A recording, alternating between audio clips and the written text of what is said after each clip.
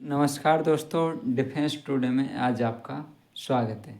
आज हम बात करेंगे भारत की एक बहुत ही अच्छी मिसाइल जिसे ब्रह्मोस मिसाइल के नाम से भी जाना जाता है।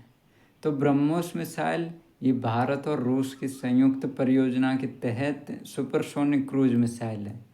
इसका जो नौसैनिक संस्करण है वो भारतीय नौसेना के युद्धपोतों पनडुब्बियों के लिए एक रणनीतिक स्टैंड ऑफ हथियार के रूप में कार्य करता है। तो आज हम सिर्फ नेवल वर्जन के बारे में ही जानेंगे। और यह मिसाइल दुश्मन के जहाज़ों, युद्धपोतों आदि को बहुत ही तेज़ी से और सटीक तरीके से निशाना लगा सकते हैं। सुपरसोनिक मिसाइल क्या होती है? सुपरसोनिक मिसाइल वो मिसाइल होती है जो कि बहुत ही कम ऊंचाई पर उड़ती है। रडार क्या है? बड़ी ऊंचाई पर उड़ने वाली मिसाइलों को ही ट्रैक कर पाता है।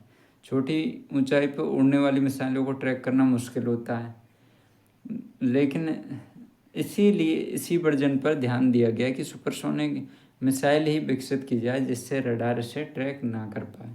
तो ऑपरेशन सिंदूर के समय भी पाकिस्तान से ट्रैक नहीं कर पाया था। तो इसमें जो विकास हुआ वो डीआरडीओ और रूस की संयुक्त एजेंसियों ने मिलकर किया। और इसकी जो उत्पत्ति है अब जो है भारत इसको एक्सपोर्ट भी करता है। रूस ने इसके लिए परमिशन भी दे दी। और तकनीक विशेषता की बात करें तो जो इसकी गति है वो 3 सुपरसोनिक की होती है और जिसकी रेंज है 290 किलोमीटर से 400 किलोमीटर तक है।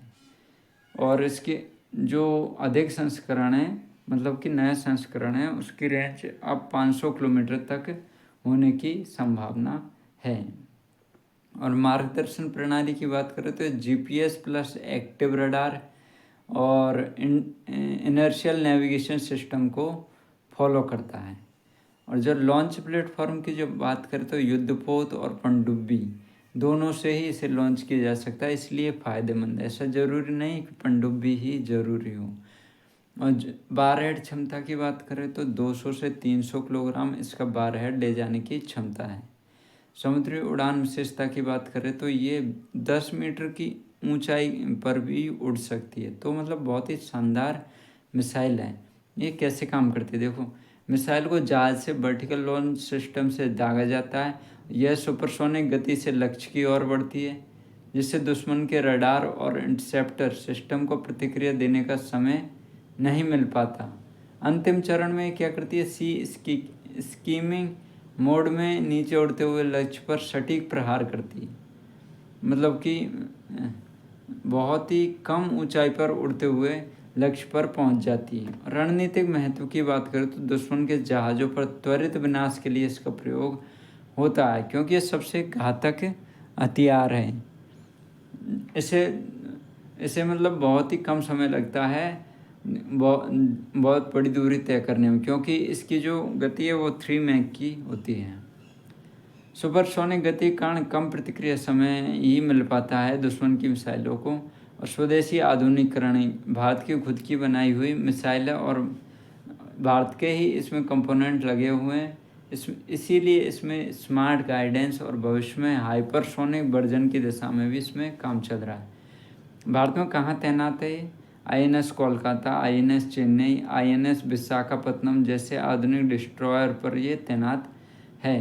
और भविष्य में प्रोजेक्ट 75I की पनडुब्बियों में भी ट्यूब लॉन्च वर्जन या तो लॉन्च किया जा चुका है या किया जाएगा।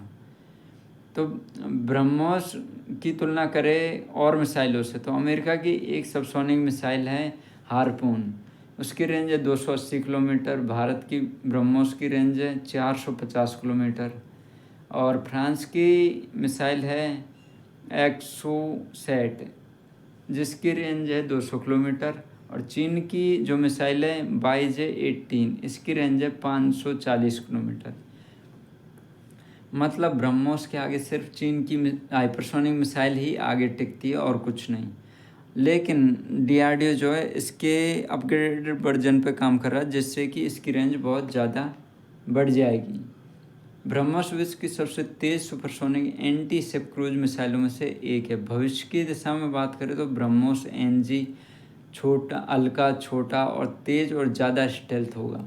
तो इस तरह से हम कह सकते हैं जहाँ ब्रह्मोस है भारत के लिए, वहाँ विजय ही विजय है। तो ये हार्ड स्ट्राइक क्षमता भी भारतीय नौसेना को प्रदान करता है कि कहीं से भी वो स्ट्राइक कर सकती है समुद्र से, और वो भी बिना किसी ट्रैक के। मतलब इसको ट्रैक कर पाना बहुत ही मुश्किल है और रोकना भी बहुत मुश्किल है। तो वैसे आपका क्या कहना है इस बारे में, आप अपना कमेंट करके बताइए। धन्यवाद दोस्तों।